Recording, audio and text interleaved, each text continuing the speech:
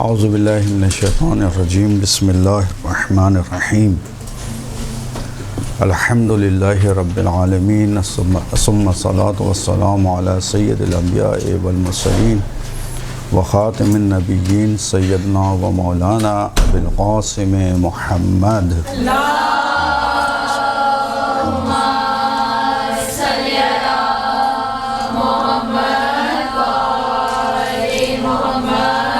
بیتہ الطیبین الطاہرین المعصومین المظلومین المنتجبین ولعنۃ اللہ علی اعدائہم اجمعین اما بعد۔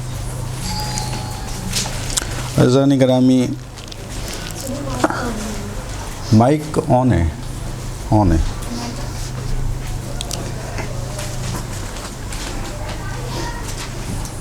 انجن جب اسٹارٹ لیتا ہے تو وہ آہستہ آہستہ ٹائم لیتا ہے۔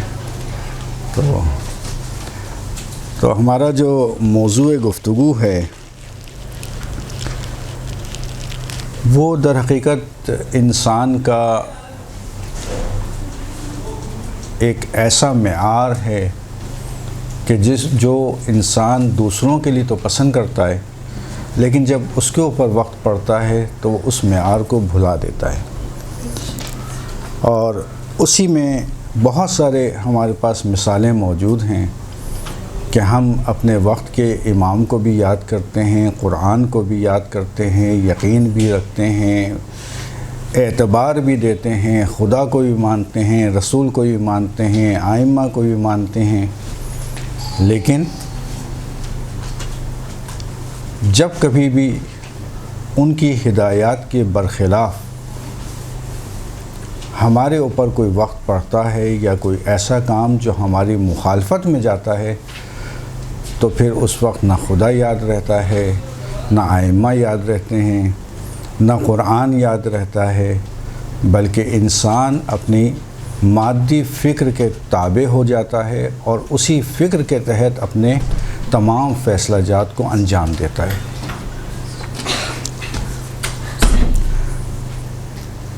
ایک آیے قرآنی سورہ احزاب کی 36ویں آیت، سورہ احزاب کی 36ویں آیت میں پروردگار ارشاد فرما رہا ہے کہ در حقیقت یہ آیت ہمارے لیے ایک موضوع کے لحاظ سے آپ کو شاید ہو سکتا ہے کہ مطابقت نظر نہ آئے، لیکن اس میں مطابقت بہت زیادہ ہے۔ مثلاً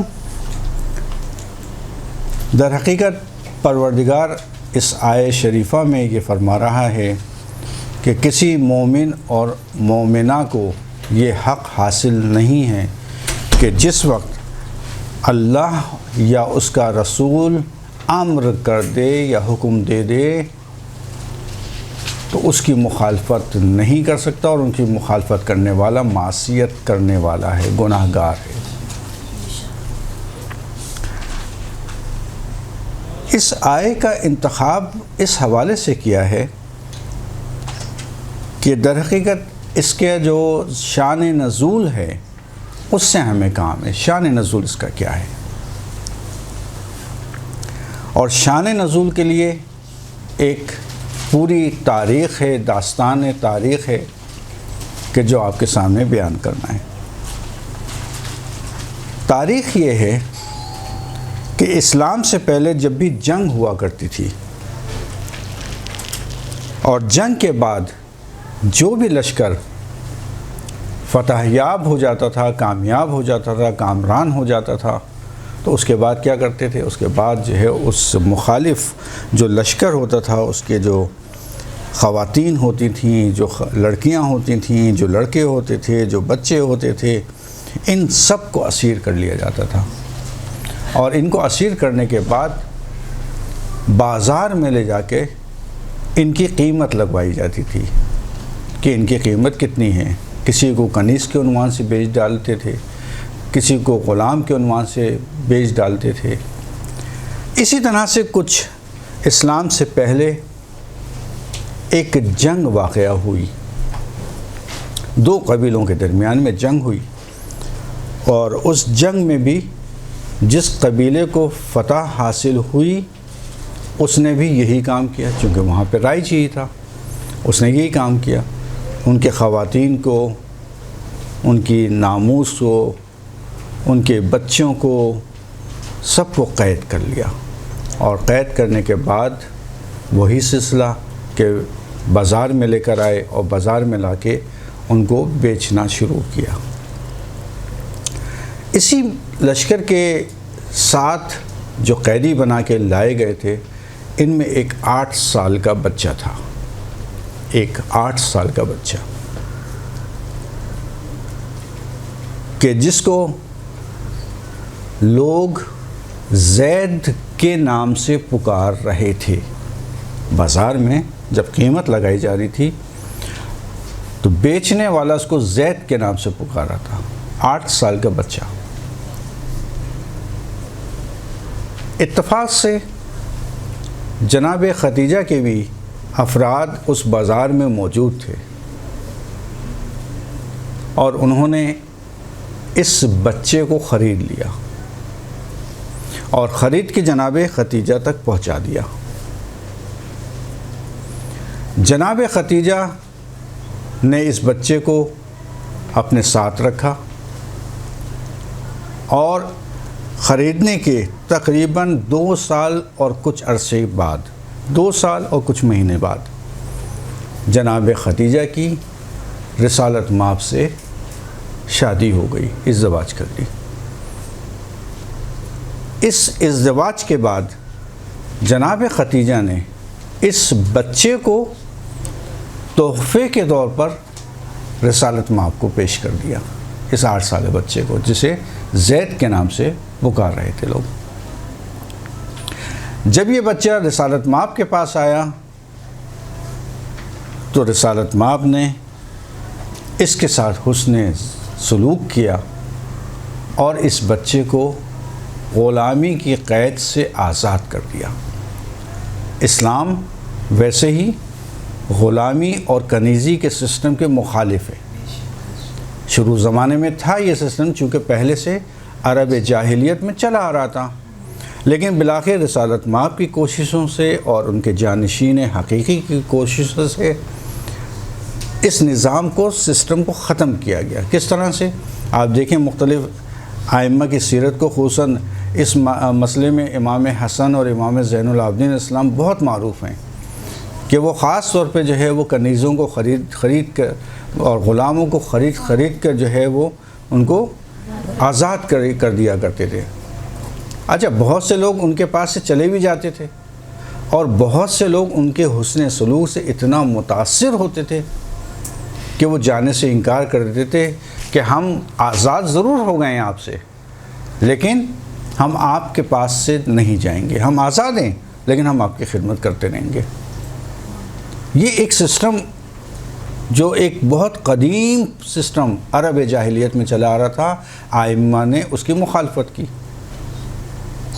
اور مخالفت کرنے کے بعد نتیجہ یہ ہوا کہ آہستہ آہستہ، اب دیکھیں احکام کے اندر بھی، روزے آپ نے جو ہے وہ عمدن اگر نہیں رکھے، یا مثلا روزہ چھوٹ گیا، یا کوئی قسم توڑی، یا کوئی اور مسائل میں کتنی مرتبہ تاکید آئی ہے کہ غلام کو آزاد کرو، غلام کو آزاد کر دو، غلام کو آزاد کر دو۔ یہ احکام اس وقت بھی موجود تھے۔ بس اسلام در حقیقت غلامی اور کنیزی کے معاشرے کے خلاف تھا، اس نظام کو ختم کرنا چاہتا تھا، اور رسالت مآب نے یہاں پر ازدواج کے بعد سب سے پہلا کام یہی کیا کہ جب حضرت ختیجہ نے اس غلام کو، اس بچے کو 8 سالہ جسے زید کے نام سے پکارا جاتا تھا، جب رسالت مآب کو تحفے میں دیا تو سب سے پہلا کام رسالت مآب نے یہ کیا، اس بچے کو آزاد کر دیا۔ لیکن وہ رسالت مآب کی جو حسن سلوک تھا، جو ان کا غلاموں کے ساتھ کردار تھا، وہ اتنا متاثر ہوا بچہ کہ وہ رسالت مآب کے پاس سے آزاد ہونے کے باوجود بھی ان کو ترک نہ کر سکا، انہی کے ساتھ رہتا رہا۔ اب اس بچے کے نہ باپ کا پتہ ہے، نہ ماں کا پتہ ہے، نہ قبیلے کا پتہ ہے، نہ خاندان کا پتہ ہے۔ مکہ ایک ایسی سرزمین تھی کہ جہاں پہ کاروان آیا کرتے تھے، کاروان آتے تھے اور تجارت کے بعد چلے جاتے تھے، خصوصاً حج کے مواقع پہ بہت کاروان آتے تھے۔ انہوں نے اس بچے کو دیکھا اور اس بچے کی شکل و صورت کے حساب سے اس کے باپ کا اندازہ لگایا۔ جب یہ اپنے اپنے علاقوں میں گئے تو وہاں جا کے بتایا کہ ہم نے تمہارے بچے کو دیکھا ہے۔ جب اس کے باپ کو اطلاع ملی بچے کے تو باپ مکے آیا، اور مکے میں آنے کے بعد جو ہے اس نے بچے سے ملاقات کی اور بچے کو پہچان کیا، یہ میرا بیٹا ہے۔ اور اس کے بعد اس نے مکے کے ایک ٹیلے پہ چڑھ کر اعلان کیا کہ لوگوں، میں اس زید کا باپ ہوں اور میں اس کی ہر قیمت جو بھی تم لگاتے ہو اس کو دینے کو تیار ہوں، اس کو لینا چاہتا ہوں میں۔ تو لوگوں نے جب اس شخص کا نام پوچھا تو کہا میرا نام حارثہ ہے، حارثہ، ہاں، زید ابن حارثہ، حارثہ کہتے ہیں، زید ابن حارثہ، زید ابن حارثہ۔ اب یہ پہنچا رسالت مآب کے پاس کہ ہے کس کا غلام کا؟ رسالت مآب کا۔ اب رسول کے پاس پہنچا، رسول سے جب بات کی تو رسول نے کہا میں نے تو اس کو بہت پہلے آزاد کر دیا ہے، تمہیں قیمت کی ضرورت نہیں ادا کرنے کی، میں آزاد کر چکا ہوں اس کو، تم اپنے بچے سے خود بات کرو، اگر وہ تمہارے ساتھ جانا چاہتا ہے میری طرف سے تو آزاد ہے، وہ جا سکتا ہے، اور اگر نہیں جانا چاہتا تم زور زبردستی نہیں کرنا۔ تو بس اس کا مطلب یہ ہے رسالت مآب نے، اسلام نے، دین نے اتنی انسان کو آزادی دی ہے کہ اس کی رائے ضرور معلوم کی جائے۔ کیا ہے اس کا؟ اب دیکھیں ہمارے نظام تعلیم کے اندر باپ جو ہے اپنے بیٹے کو جو ہے وہ بیٹا بننا چاہتا ہے انجینئر، باپ کہتے ہیں ڈاکٹر بننا ہے، تو اس کو زبردستی جو ہے وہ ڈاکٹری کی طرف لے آیا جاتا ہے، ہاں لیکن اس کا دل نہیں چاہ رہا۔ یا مثلاً شادی کے مسائل میں اگر ایک لڑکا کسی پسند کی لڑکی سے شادی کرنا چاہتا ہے، ماں باپ کی طرف سے بہت زیادہ مزاحمت ہوتی ہے، حالانکہ یہ مزاحمت بیکار ہے، اس کو کرنا وہی ہے، آپ کر دیں گے تو آپ کی طرف سے شادی کر لے گا، ورنہ وہ کہیں اور جا کے شادی کرے گا، یہ مزاحمت بیکار ہے، اس کو راضی کریں، راضی کرنا اہم ہے۔ اگر آپ نے اس کو اخلاقیات سکھائے ہوتے، اگر آپ نے اس کی صحیح تعلیم و تربیت دی ہوتی تو نوبت یہاں تک نہیں پہنچتی۔ غلطی آپ کی اپنی ہے کہ آپ نے اس وقت توجہ نہیں دی جب بچے پر توجہ دینے کا وقت تھا، اور جب وقت گزر گیا اس کے بعد آپ پریشان ہیں۔ اب پریشانی نہیں ہے، اب تو آپ اس کو راضی کیجئے کسی طرح۔ اب کس طرح کرنا ہے؟ وہ ظاہر ہے کہ مختلف عوامل ہیں، حالات، خاندان، اس کے دوسرے شرائط ہیں، ان سارے شرائط کو مد نظر رکھتے ہوئے ہر کسی کے مختلف عرائض ہیں کہ جن کو الگ سے تو بیان کیا جا سکتا ہے، لیکن ایک جلسے کے اندر یا ایک درس کے اندر اس کو بیان کرنا انتہائی مشکل کام ہے۔ بہرحال خلاصہ یہ ہوا کہ وہ باپ جناب زید کے پاس آیا اور زید سے اپنے ساتھ چلنے کی گزارش کی۔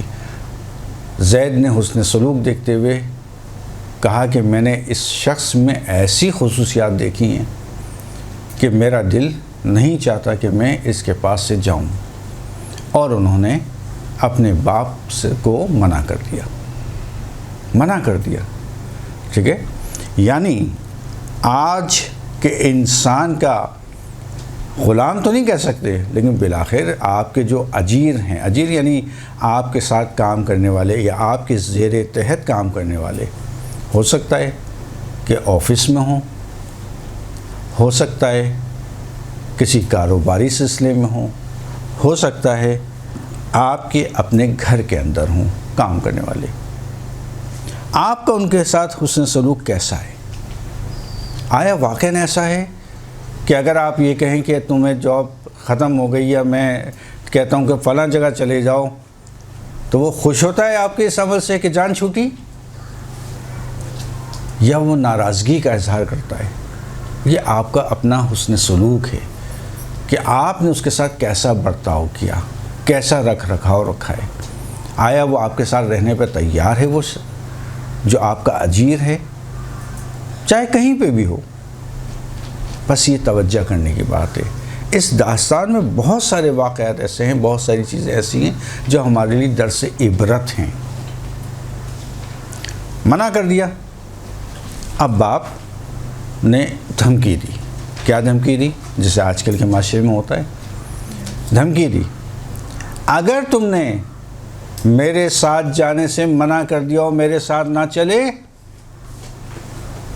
تو بقول عام عوام کے جو کہا جاتا ہے کہ آج کل کے دور کے لحاظ سے میں آگ کر دوں گا، آگ کر دوں گا، اپنا نام تم سے واپس لے لوں گا. اور یہ کام کیا. مکے کے ایک ٹیلے کے اوپر گئے. یہ ایک ٹیلہ خاص علامت تھا مکے میں کہ جب بھی کسی کو اعلان کرنا ہوتا تھا کسی بات کا، اس ٹیلے کے اوپر جا کے اعلان کرتے تھے، سب تک آواز پہنچتی تھی، سب سن لیتے تھے. اس ٹیلے کے اوپر گئے اور ٹیلے کے اوپر جانے کے بعد جو ہے وہ اعلان کیا کہ آج سے جو ہے وہ زید میرا بیٹا نہیں ہے، میں اس کو آگ کرتا ہوں. ابھی آگ یہ وہی زمانے جاہلیت سے چلی آ رہی چیز، ورنہ در حقیقت آگ نام کی کوئی چیز ہمارے درمیان میں نہیں ہے. آگ ہونے کا مطلب میں نے آگ کر دیا، وراثت سے آگ کر دیا، مگر تمہیں اختیار ہے وراثت سے آگ کرنے کا. آگ کرنے کے باوجود بھی آگ ہے ہی نہیں اصلاً کوئی چیز. اگر ہے بھی تو وراثت میں تو اس کا پھر بھی حصہ ہے، اس کو کوئی جدا نہیں کر سکتا. خاندان کا وہ حصہ ہے، اس کو کوئی جدا نہیں کر سکتا. یا مختلف مواقعوں پر یہ خاندان کا حصے کے طور پر سمجھا جائے گا. یعنی آگ نام کی جیسے ہمارے معاشرے میں ہے کہ قانونی طور پہ میں نے آگ کر دیا یا اس کے نام سے میں نے اپنا نام ہٹا دیا، یا اصلا اختیار نہیں ہٹانے کا. یعنی میرے پاس توانائی ہو ایک کام کی اور وہ میں انجام دے دوں. جب میرے پاس توانائی ہے ہی نہیں، اختیار ہی نہیں میرا، وہ آپ کی اولاد ہے، وہ آپ کی اولاد ہی رہے گا. بس آگ کا جو سسٹم ہمارے معاشرے میں رائج ہے وہ انتہائی غلط فہمی کا شکار ہے. وہ سمجھتے ہیں کہ آگ کرنے کا مطلب یہ ہے کہ یہ میرے نام سے ہٹ جائے گا. جی نہیں، کبھی نہیں ہٹے گا. خاندان سے جدا ہو جائے گا. جی نہیں، کبھی نہیں جدا ہوگا. وراثت سے الگ کر دوں گا، قانونی لحاظ سے کر ہو سکتا ہے کر دیں، لیکن شرعاً جو ہے وہ وراثت کا حصہ ہے، وارث ہے، اور اس کو وراثت سے بھی حصہ ملے گا. یہ غلط فہمیاں ہمارے معاشرے میں بہت زیادہ ہیں. ہم نے تو اس کو آگ کر دیا. آگ کرنے سے کیا ہوتا ہے؟ آگ نام کی کوئی چیز نہیں ہے. صحیح. بہرحال اس نے بھی یہی اعلان کیا کہ ٹیلے پر چڑھ کر اس نے اعلان کرنا شروع کر دیا کہ میں آج سے زید میرا بیٹا نہیں ہے. اب جب یہ بات مکے میں گردش کی تو رسالت مآب نے اس کو، اب یہ دوسرا موضوع آ رہا ہے، رسالت مآب نے زید بن حارثہ کو اپنا منہ بولا بیٹا بنا لیا. ٹھیک ہے، زید بن حارثہ کو اپنا منہ بولا بیٹا بنا لیا. اچھا، منہ بولا بیٹا ہمارے معاشرے میں بھی بہت رائج ہے. کسی کی اولاد نہیں ہو رہی، کسی نے لڑکی لے لی، کسی یعنی بچی لے لی، کسی کی اولاد نہیں، کسی نے بچہ لے لیا.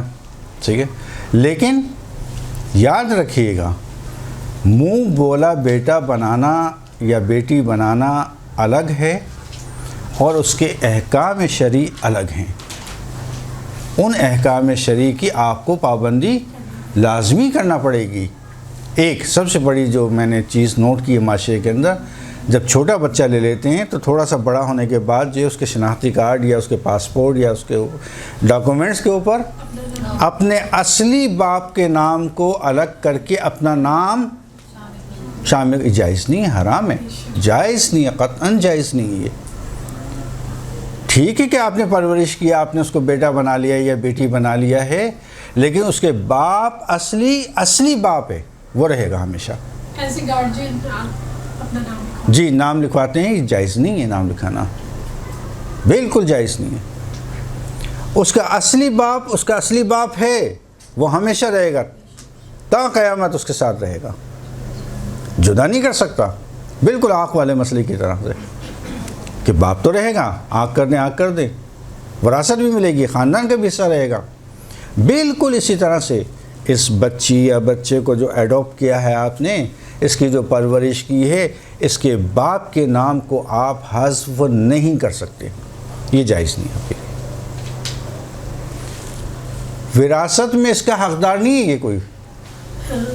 مثلا میں نے کسی بچے یا بچی کو ایڈاپٹ کیا، اب میرے انتقال کے بعد جو ہے وہ مثلا میرے دوسرے خاندان والے ہیں، بہن بھائی ہیں، ماں باپ زندہ ہیں، ان کا حصہ ہے میرے اس میں، تو میں کہوں کہ جناب یہ بھی حصے دار ہے؟ جی نہیں، وراثت میں اس کا کوئی حصہ نہیں ہے، کوئی حصہ نہیں ہے۔ بالکل اس طرح سے جیسے کوئی کسی نے غیر بچے کو لے کر اپنے ساتھ رکھا ہوا ہے۔ پھر حرام اور حلال کی مسائل، جو کہ میں نے یہ دیکھا ہے کہ مثلا بعض افراد نے بچیاں ایڈاپٹ کر لی ہیں، اب وہ جو ہے وہ بالغ بھی ہو گئی ہیں، بڑی بھی ہو گئی ہیں، وہ بالکل جو ہے وہ اپنی بچی کی طرح سے ان سے ڈیل کر رہے ہیں، گلے بھی مل رہے ہیں، پیار بھی کر رہے ہیں، جائز نہیں ہے آپ کے لیے، حرام ہے۔ بچی کی پرورش کرنے کی تاکید آئی ہے، تاکید کہاں آئی ہے؟ تاکید آئی کفالت میں۔ اب کفالت بچی کی بھی ہو سکتی ہے، بچے کی بھی ہو سکتی ہے، یتیم خاندان کی بھی ہو سکتی ہے، کفالت کی تاکید آئی ہے۔ لیکن ایڈاپٹ کے ساتھ اگر یہ سب مسائل کی آپ نے رعایت نہیں کی، اس سے بہتر ہے کہ آپ ایڈاپٹ نہ کریں، بچے یا بچی کو نہ لیں۔ بچہ بڑا ہوگا، آپ کی زوجہ کے لیے وہ نامحرم ہے، نامحرم ہے، نہ وہ اس کو ہاتھ لگا سکتی ہے، نہ اس کو پیار کر سکتی ہے، نہ یہ بچہ اس سے گلے لگ سکتا ہے، نہ اس کو پیار کر سکتا ہے، یہ جائز نہیں، حرام ہے، حرام ہے بالکل۔ تو بس اس کو اپنی حیثیت کے مطابق جگہ دیجیے۔ تاکید آئی ہے اسلام میں کہ آپ اگر بچے کی کفالت کریں گے بہت بڑا ثواب ہے اور بڑے اس کے اجر ہیں اللہ تعالیٰ نے رکھے ہیں، لیکن اس میں حرام کو شامل نہ کریں، احتیاط کریں اور اس کی پرورش کریں، ثواب سے بہرہ مند ہوں، آپ استفادہ کریں ثواب سے، چونکہ تاکید ہے بہت زیادہ، یتیموں کی پرورش کرنا، یتیموں کی کفالت کرنا، چاہے وہ بچی ہو چاہے وہ بچہ ہو، لیکن آپ کو احتیاط برتنا ہوگی، نہ وراثت میں سے حصہ ملے گا اور حرام و حلال کا آپ کو خیال رکھنا ہوگا، تب تو ٹھیک ہے، ورنہ نہیں۔ اب جب رسالت مآب نے زید بن حارثہ کو اپنا بیٹا قرار دیا اور ادھر حارثہ نے مکے کے ٹیلے پر جا کے اعلان کر دیا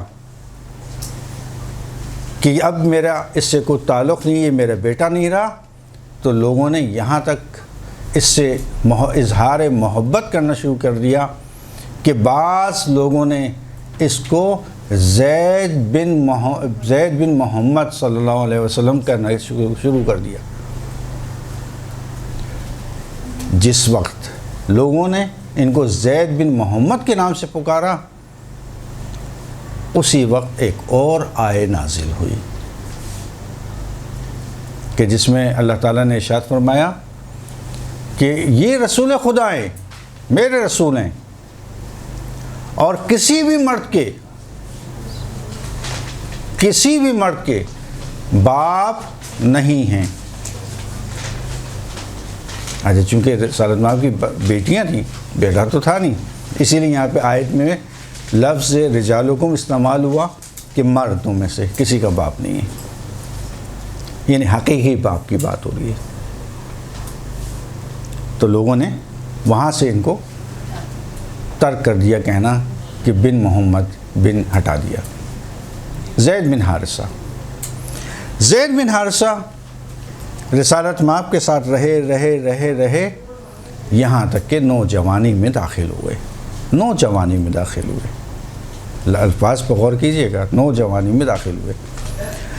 جب نوجوانی میں داخل ہوئے تو رسالت مآب نے ان کے لیے ابھی سے فکر، چونکہ پرورش کرنے والے رسالت مآب تھے، باپ کا کردار، باپ جیسا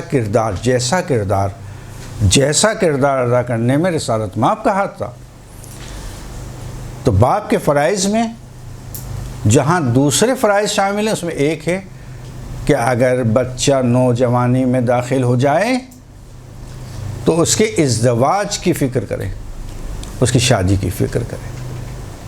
تو انہوں نے رسالت مآب نے بھی اس کی شادی کے حوالے سے فکر کرنا شروع کی۔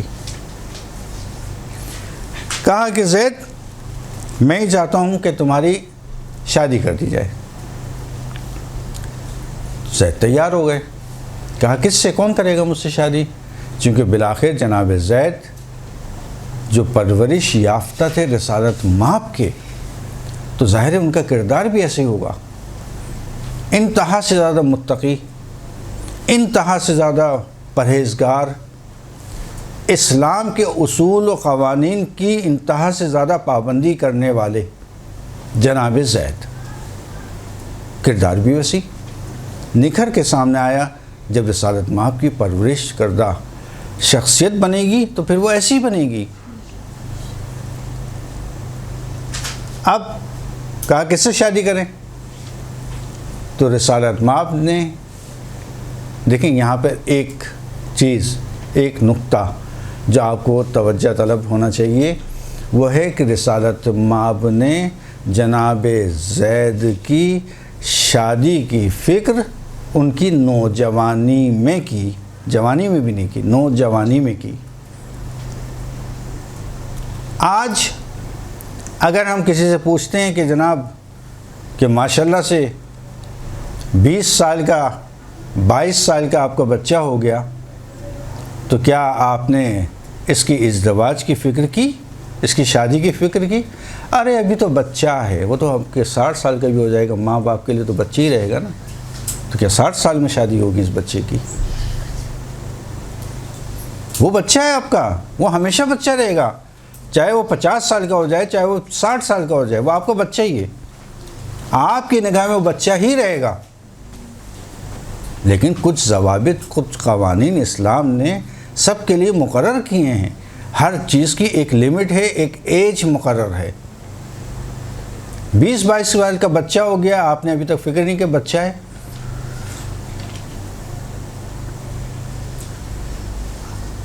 ابھی 20-22 سال کی عمر، ابھی کماتا کیا ہے؟ ابھی تو جاب بھی نہیں کی۔ اچھا یہ تو مسائل نوجوانوں کے ساتھ ہیں، نوجوانوں کے ساتھ ہیں۔ دوسری طرف خواتین جو لڑکیاں ہیں ان کے ساتھ بھی اپنے مسائل ہیں کہ بھئی لڑکی بڑی ہو رہی ہے، ہاں 16 سال کی ہو گئی، 17 سال کی ہو گئی، 18 سال کی ہو گئی، یہ شادی کی ایج ہے، شادی کی ایج ہے، شادی کریں اس کی، ہے نا؟ نہیں ابھی تو وہ پڑھ رہی ہے، پڑھ کے کیا کرے گی؟ مثلا کیا، تعلیم اچھی چیز ہے، مخالف نہیں ہیں ہم تعلیم کے، تعلیم بہت اچھی چیز ہے، لیکن تعلیم شادی میں، ازدواج میں کہاں معنی ہیں یہ بتائیے، کہاں معنی؟ مثلا اگر کسی کی شادی ہو جائے تو پڑھ نہیں سکتی؟ نہیں، واقعی نا آپ بتائیے کب معنی ہے؟ اگر ہے تو بتائیے۔ سر مانے تو ہرگز نہیں ہے، لیکن جو معاشرے میں ٹرینڈ چل رہا ہے نا آج کل، ہاں معاشرے کے ٹرینڈ کو تبدیل کرنا ہے، معاشرے کو ٹرینڈ کرنا ہے، چینج کرنا ہے۔ انجینئر بننے کے لیے معنی ہے۔ دیکھیں میں اپنی گھر کی مثال دوں، میری بیٹی کا رشتہ آیا 18 سال کی، ابھی لگی تھی 18 سال میں، صحیح ہے، میں نے ازدواج کر دی، شادی کر دی اس نے، ہے نا؟ آج میں نانا بن چکا ہوں، اور وہ کیا وہ گریجویشن کر رہی ہے، اس کے شاید 2 یا 3 ترم باقی ہیں ابھی، صحیح نا؟ بچے بھی پال رہی ہے، گھر بھی سنبھال رہی ہے، شادی کی زندگی بھی گزار رہی ہے، پڑھ بھی رہی ہے، امتحان بھی دے رہی ہے، پاس بھی ہو رہی ہے، انشاءاللہ ہو جائے گا۔ کہاں مانے؟ میں نے تو نہیں دیکھا۔ سر ڈیپینڈ کرتا ہے کہ آگے لوگ کیسے مل رہے ہیں، دس از ویری امپورٹنٹ فیکٹر۔ تو آپ جو ہیں وہ ایسے ہی لوگوں کو دیجئے نا کہ جو آپ کو کیا اس کی، صحیح ہے نا؟ تو ہمیں یہ تھوڑی کرنا ہے کہ آپ کو آگ بن کر کے کہہ رہے ہیں کہ جناب جس سے چاہو کان پکڑو اور باندھ دو، یہ تو کبھی نہیں کہا۔ اسلام تو راضی ہونے، رضایت لے گا۔ نکاح نام ہے 2 رضایتوں کا، اگر لڑکی کی طرف سے ہے تو 2 رضایتیں، اور اگر لڑکی کی طرف سے 1 رضایت۔ لڑکا راضی ہے کفایت کرتا ہے، لڑکی اور اس کا باپ اگر راضی ہے تو کفایت کرتا ہے. ایک دو رضایتیں مل کر ایک رضایت بنتی ہے. باپ کی اجازت کی ضرورت ہے اس کو اور لڑکی کی اپنی اجازت. ٹھیک ہے. دیکھیں بہت سارے مسائل اور مشکلات آپ کے سامنے جو ہے وہ معاشرتی جو پرابلمس ہیں انہی کو حل کرنا ہے ہمیں، کہ جو معاشرے میں غلط رائج ہو چکی ہیں. آج ایک نیا ٹرینڈ چلا ہے. نیا ٹرینڈ کیا چلا ہے کہ جناب وہ کالج اور یونیورسٹیز اور اسکولز کے اندر ایک زمانے میں جو ہے وہ چلا تھا ٹرینڈ کہ جناب حتیٰ ٹی وی پہ بھی اشتہار آتے تھے کہ دو بچے کافی. اسلام تو اس کا شدید مخالف تھا، شدید مخالف. کہ رسول خدا قیامت کے دن فخر کریں گے کہ جس کی کثرت اولاد ہوگی. رسالت مآب فخر کریں گے اس کے اوپر. رسالت مآب کا فخر کرنا کسی کے اوپر کوئی معمولی بات نہیں ہے. ہاں بچے پالیں گے کیسے؟ تم کو کس نے پالا؟ تمہارے بابا تو یعنی یہ تصور یعنی واقعی یہ ہے کہ آپ کے ماں باپ نے آپ کو پالا ہے؟ جی ظاہراً پالا ہے. قدرت اور برکت اور رحمت دینے والی ذات اللہ کی ذات ہے کہ جس وقت اولاد پیدا ہوتی ہے تو اپنی برکتیں اپنی رحمتیں اپنے ساتھ لے کے آتی ہے. یقین تو کریں اس کے اوپر، اعتبار تو کریں اس کے اوپر. کیا لڑکے کی شادی کیوں نہیں کر رہے؟ اچھا لڑکیوں کے ساتھ ایک اور مصیبت آج کل آئی ہوئی ہے. آج کل بہت ٹرینڈ چل رہا ہے، مجھے نہیں معلوم آپ لوگ متوجہ ہیں اس طرف یا نہیں، چونکہ ہمارے پاس تو مختلف جگہوں سے خبریں بھی آتی ہیں، اطلاعات بھی آتی ہیں، لوگ بھی آتے ہیں، مسائل بھی آتے ہیں، تو خیر پتہ چل جاتا ہے ہمیں. ایک ٹرینڈ کیا چل رہا ہے، کالج یونیورسٹیز کے اندر پروفیسرز اور لیکچررز جو ہے وہ خاص طور پہ لیکچر دے رہے ہیں کہ بھئی دیکھیں آپ کو جو ہے وہ ایجوکیشن نہیں چھوڑنا چاہیے اور ایجوکیشن آپ کو کمپلیٹ کرنا چاہیے کیونکہ ایجوکیشن کے بغیر تو آپ نامکمل ہیں. ہم نے کب مخالفت کی؟ نامکمل آپ مکمل کیجئے کہ لیکن ایجوکیشن کے بعد کیجئے گا شادی. یہ ساتھ میں شرط کیوں آ رہی ہے کہ ابھی ہماری بچی پڑھ رہی ہے 28 27 سال 25 سال 27 سال میں اگر اس کی ایجوکیشن ختم ہوگی شادی کس وقت ہوگی اس کی؟ پھر آپ کو وہی مناظر دیکھنے کو ملیں گے جو ہم دیکھتے ہیں اکثر کہ وہ کمر جھکی ہوئی جو ہے وہ صاحب جا رہے ہیں کہ دادا ہیں آپ؟ کہ نہیں میرا بیٹا ہے یہ. نہیں حقیقت ہی ہے. اس کی طرف کیوں نہیں متوجہ ہے معاشرہ کہ جس وقت اس کو اپنے سہارے کے لیے جوان بیٹے کی ضرورت ہوتی ہے اس وقت وہ بچے کو پال رہا ہوتا ہے. جلدی اس زواج میں جتنی جلدی کرے اتنا بہتر، چاہے وہ لڑکی کی ہو چاہے وہ لڑکے کی ہو. دیکھیں خدا کا وعدہ ہے قرآن کا، یہ چیز جو میں نے ابھی پہلے بیان کی کہ خدا کا قرآن میں وعدہ ہے. قرآن کو مانتے ہیں کہ جی بالکل مانتے ہیں، قرآن کو اسلام کو مانتے ہیں کہ بالکل مانتے ہیں، خدا کو مانتے ہیں کہ بالکل مانتے ہیں، رسول کو مانتے ہیں بالکل مانتے ہیں. کیا اگر خدا وعدہ کر لے کوئی کسی بات کا تو کیا خدا تخلف کر سکتا ہے اس وعدے سے؟ ہرگز نہیں کر سکتا، ہرگز نہیں کر سکتا. پھر وہ اعتبار اور یقین کی کیفیت کہاں گئی کہ جبکہ وہ قرآن میں وعدہ کر رہا ہے اگر تم فقیر ہو تو میں اپنے غیب کی مدد سے اس کو غنی کر دوں گا.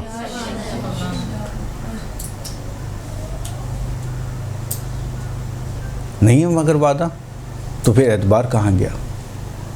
کیوں نہیں شادیاں ہو رہی؟ اچھا اس کے اوپر ابھی چونکہ اسی داستان میں بہت سارے واقعات ہیں تو رسالت مآب نے سب سے پہلے زید کی شادی کی فکر اس کی نوجوانی میں کی. نوجوانی اور جوانی کا فرق آپ لوگوں کو اندازہ ہے کہ جوانی کیسے کہتے ہیں اور نوجوانی کیسے کہتے ہیں؟ نوجوانی کے عالم میں ابھی جوان نہیں ہوا، ابھی وہ 20 کے اندر ہے، نوجوانی کا عالم ہے، یہاں پر شادی کی فکر کی. آج اگر کسی سے کہو کہ بھئی شادی کیوں نہیں کرتے؟ ابھی تو میں کما رہا ہوں، اپنا گھر کر لوں، فلاں کر لوں، یہ کر لوں، کار کر لوں، گاڑی کر لوں، فلاں. ارے بھائی ساری عمر تو ہماری گزر جائے گی. اصل میں مشکل جو ہے وہ دونوں طرف سے، نہ اس میں جو ہے صرف اور صرف تقصیر لڑکی والوں کی ہے اور نہ ہی جو ہے وہ لڑکے والوں، دونوں طرف سے مسائل ہیں۔ لڑکے والوں کے اپنے مسائل ہیں، لڑکی والوں کے اپنے مسائل ہیں، ٹھیک ہے۔ وہ انشاءاللہ آہستہ آہستہ اس میں داستان میں آئیں گی باتیں، وہ تو ہم اس کے اوپر ڈسکس کرتے رہیں گے۔ تو بہرحال نوجوانی کے عالم، بس شادی کا معیار اگر لڑکا ہے تو اس کی نوجوانی کی عمر سے اس کی فکر کریں شادی کی۔ جہاں ہم 4 لوگوں کو کھانا کھلاتے ہیں گھر میں، اگر ایک کا اضافہ ہو جائے مثلا کیا فرق پڑے گا؟ 2 روٹیاں زیادہ ڈالنا پڑیں گے، ڈال دیں۔ یعنی لوگوں نے اس کو ایک بوجھ بنایا ہوا ہے کہ بھئی ہمیں معاشرتی لحاظ سے، جیسے محترمہ نے کہا کہ معاشرتی لحاظ سے مسائل کھڑے کر دیے ہیں، غلط راہ پہ ڈال دیا ہے۔ روٹی معنی نہیں ہے، خواہشات معنی۔ خواہشات مانے، خواہشات، صحیح کہ نہیں؟ تو اب ان مسائل کو معاشرے سے ختم کرنا ہے۔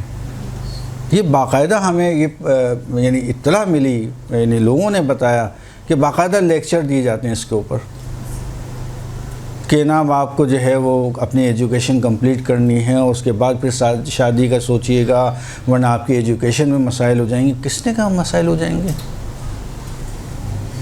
خود ہمارے گھر کی مثال میں نے آپ کو دے دی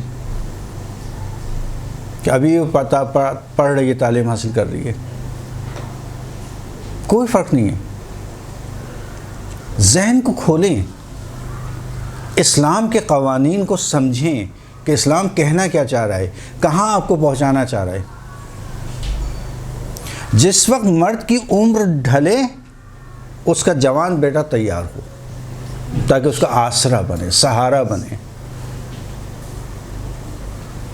اور یہ اسی صورت میں جب جلدی شادی ہو۔ یہ لڑکوں کی پرابلم ہے، لڑکیوں کی پرابلم الگ ہیں۔ جب رشتہ لینے جاؤ تو وہاں اس کے ایجوکیشن کا مسئلہ سب سے بڑا آتا ہے کہ وہ تو ابھی پڑھ رہی ہے، اگر وہ 18 سال سے اندر آ جائے یا 20 سال کے اندر آ جائے، ابھی تو وہ بچی ہے۔ ارے بھئی بچی کب ہے؟ وہ بچی تو 9 سال سے پہلے تھی، 9 سال کے بعد کہاں بچی ہے؟ پھر وہ ماں باپ کی شرائط، خیر بار۔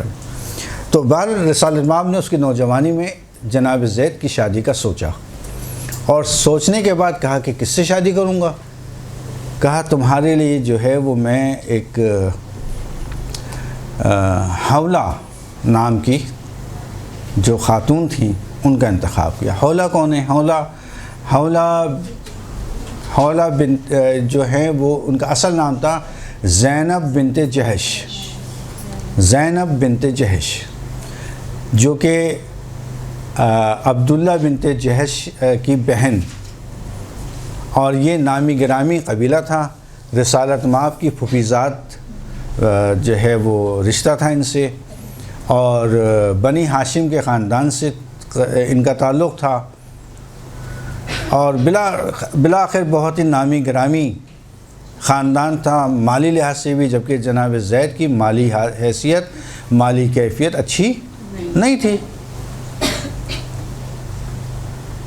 تو جب تیار ہو گئے تو رسالت مآب نے جناب زینب بنت جہش کو زید بن حارثہ کا رشتہ دیا، اور جب رشتہ دیا تو ظاہر ہے کہ بالآخر معاشرے کے درمیان جو فاصلہ ہے وہ تو زیادہ ہے، لیکن بالآخر سوچ عرب کی جاہلیت والی سوچ وہ باقی تھی، اور آج بھی باقی ہے، ایسا نہیں ختم ہو گئی ہے، آج بھی باقی ہے، ٹھیک ہے آج تو مزید ٹاپ پہ ہو گئی ہے۔ جی جی جی۔ تو پھر کیا ہوا کہ جب وہ غلامی کا سنا اور جناب زید بن حارثہ کا نام آیا تو انہوں نے منع کر دیا کہ میں تو ان سے ازدواج نہیں کروں گی۔ عبداللہ ابن جہش جو کہ ان کے بھائی تھے، انہوں نے بھی انکار کر دیا رسالت مآب کو۔ جس وقت انہوں نے انکار کیا، اس وقت یہ آئے جو سورہ احزاب کی 36ویں آیت اس وقت نازل ہوئی۔ لیکن شان نزول کی صرف بتانے کے لیے کتنا پیچھے جانا پڑا کہ شان نزول اس کا کیا ہے۔ اس آیت کا شان نزول یہ انکار ہے۔ آپ یہ دیکھیں پروردگار یہاں پہ کیا کہہ رہا ہے کہ کوئی کسی بھی مومن یا مومنہ کو اختیار نہیں ہے۔ اب جس وقت انکار کیا ہے اس وقت یہ آیت نازل ہے۔ کسی بھی مومن و مومنہ کو جب اللہ اور اس کا رسول حکم دے دے کسی بات کا تو اس سے اس کا انکار نہیں کرنا، اور جس نے انکار کیا اس نے گناہ کا کام کیا۔ اس کی مفسرین نے بہت زیادہ تفصیل کے ساتھ انہی چیزوں کو بیان کیا جو میں نے ابھی تک یا آئندہ بیان کرنا چاہ رہا ہوں، کہ یہ وہ باعث بنی چیز کہ جس کی وجہ سے آئے قرآنی کو پروردگار کو نازل کرنا پڑا۔ انکار نہیں کرو۔ اب یہاں پہ قضا اللہ کا نام لیا گیا، لفظ لکھا گیا ہے کہ جس وقت حکم دے پروردگار۔ حکم کی دو قسمیں، یاد رکھیے گا، حکم کی دو قسمیں ہیں۔ اللہ تعالیٰ کی طرف سے جب بھی حکم دیا جاتا ہے اس کی دو قسمیں ہوتی ہیں۔ ایک قسم اس کی کہلاتی ہے حکم تکوینی، اور ایک حکم کہلاتا ہے حکم تشریعی۔ حکم تکوینی جو تخلف بردار نہیں ہے، اس میں کسی قسم کی مداخلت نہیں ہو سکتی، وہ ہے حکم تکوینی، یعنی کن فیکون۔ ادھر کہا ادھر ہو گیا۔ 7 آسمانوں کو خلق کرنے کا پروردگار نے ارادہ کیا، ادھر کا خلق ہو جاؤ، فیکون، ادھر ہو گیا۔ صحیح؟ یا اس کی دوسری بہت ساری مثالیں ہیں کہ جو پروردگار کے حکم کی تخلف بردار نہیں ہو سکتا، یہ اس کو کہتے ہیں حکم تکوینی۔ اور ایک حکم ہوتا ہے حکم تشریعی کہ جو قانون کی صورت میں آتا ہے، یعنی پروردگار کا حکم موجود ہے لیکن اختیار آپ کے اپنے ہاتھ میں ہے۔ مثلا پروردگار نے کہا روزہ رکھو، اب آپ کے اختیار میں، چاہے روزہ رکھے چاہے روزہ نہ رکھیں۔ نہیں رکھیں گی گناہ ملے گا، رکھیں گی ثواب ملے گا۔ صحیح؟ اسی طرح سے مکے کی سرزمین کو پروردگار نے امن کا گہوارہ قرار دیا، لیکن کربلا کے واقعے کے بعد مگر رہی امن کا گہوارہ۔ کتنی مرتبہ وہاں پہ قتل و جدال ہوا خانہ کعبہ کے اندر، مکہ تو چھوڑ دیں، خانہ کعبہ میں۔ کربلا کے واقعے کے بعد سب سے بڑا واقعہ ہرا، کہ جس کے اندر خانہ کعبہ کو جلایا گیا، منجیخوں سے پتھراؤ کیا گیا، اور بے گناہ انسانوں کا قتل خانہ کعبہ کے اندر انجام پایا۔ واقعہ ہرا بہت معروف ہو رہا ہے۔ واقعہ کربلا کے بعد سب سے بڑا واقعہ وہی ہے کہ جن کے قبور آج بھی موجود ہیں۔ پس حکم تشریع میں انسان کو اختیار ہوتا ہے۔ یہاں جو زینب بنت جہش کے حوالے سے آئے قرآنی نازل ہوئی، یہ حکم تشریعی تھا، نہ تکوینی۔ اگر تکوینی ہوتا تو وہ شادی کر چکے ہوتے۔ حکم تشریعی تھا کہ اگر تم نے مخالفت کی تو گناہ کا کام کیا۔ رسالت مآب نے جب یہ آیت سنائی تو جناب عبداللہ بن جہش اور زینب بنت جہش دونوں کو تو نے شادی کے لیے کیا ہو گئے؟ راضی ہو گئے، اور اس طرح سے راضی ہوئے کہ جب ان کا نکاح پڑھا گیا تو رسالت مآب نے نکاح خود پڑھا، اور کفیل ہونے کی حیثیت سے جناب زید بن حارثہ کا مہر جو 60 درہم تھا وہ ادا کیا۔ گندم اور جو اور کھجور وغیرہ کے جو چیزیں تھیں، خرما وغیرہ، وہ سب انہوں نے ادا کیا مہریہ کے طور پر، اور شادی ہو گئی۔ شادی ہونے کے بعد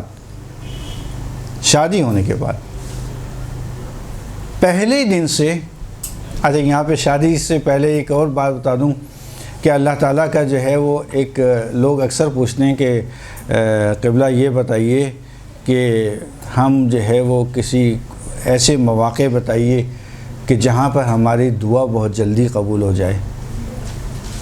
صحیح.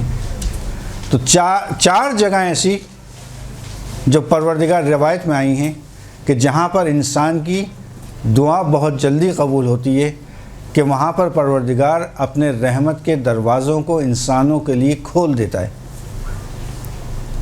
پہلی جگہ، جب انسان ایسی جگہ پہ زندگی کرے کہ جہاں پر جس وقت بھی باران آئے، بارش آئے، اس وقت بارش کے وقت میں دعا کرنا. پروردگار رحمت کے فرشتے زمین پر بھیجتا ہے اس بارش کے ساتھ، اور انسانوں کی دعاؤں کو اپنے ساتھ لے کے جاتا ہے. ایک. اور دوسری جگہ کہ جہاں پر پروردگار کے رحمت کے دروازے کھل جاتے ہیں، وہ ہے جب بیٹا یا بیٹی اپنے ماں باپ کی طرف پیار بھری اور محبت بھری نگاہ ڈالیں، کہ جس وقت ماں باپ کے چہرے کے اوپر اپنی محبت بھری نگاہ ڈالیں گے، اس وقت رحمت کے فرشتے خوشحال ہو جاتے ہیں، اور پروردگار حکم کرتے کہ جاؤ دیکھو ان کی کوئی خواہش تو نہیں ہے.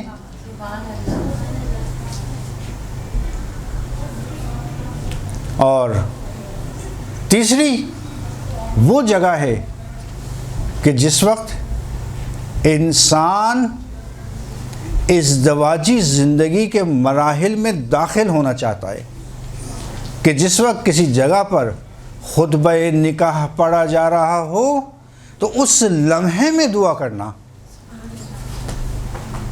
کہ اس ازدواج اور شادی کی خوشی میں ملائکہ، فرشتگان، حتیٰ پروردگار خوش ہوتا ہے، اور خوش ہونے کے بعد اپنی رحمت کے دروازوں کو کھول دیتا ہے کہ دیکھو یہاں پہ کوئی کسی کی دعا تو نہیں، کوئی خواہش تو نہیں ہے، اس کو زمین سے لے کر آؤ آسمان کی طرف. 3. اور چوتھی، جب انسان اپنے ماں باپ کی قبر پہ جاتا ہے. اگر ماں باپ اس کے فوت ہو چکے ہیں، انتقال ہو چکا ہے، دنیا سے جا چکے ہیں، تو ان کی قبر پہ جا کر جب انسان دعا کرتا ہے ان کو وسیلہ اور واسطہ قرار دیتا ہے. تو اللہ تعالیٰ یہاں پر اس کے والدین کی وجہ سے، نہ اس کی وجہ سے، اس کے والدین کے توسل کے واسطے اس کی دعاؤں کو قبول کرتا ہے. یہ وہ 4 جگہیں کہ جس میں ایک خطبہ نکاح ہے، کہ جس وقت نکاح پڑھا جا رہا ہو اس وقت انسان کو دعا کرنا چاہیے. بہرحال ازدواج ہو گئی، شادی ہو گئی، اور شادی ہونے کے بعد سب سے پہلا جو اختلاف ہوا وہ جناب زینب بنت جہش سے پہلے دن سے ان کا اختلاف شروع ہوا. اچھا اس کو بھی تفسیر والوں نے بڑی تفصیل سے لکھا ہے کیا اختلافات ہوئے. اور وہ پہلا اختلاف ان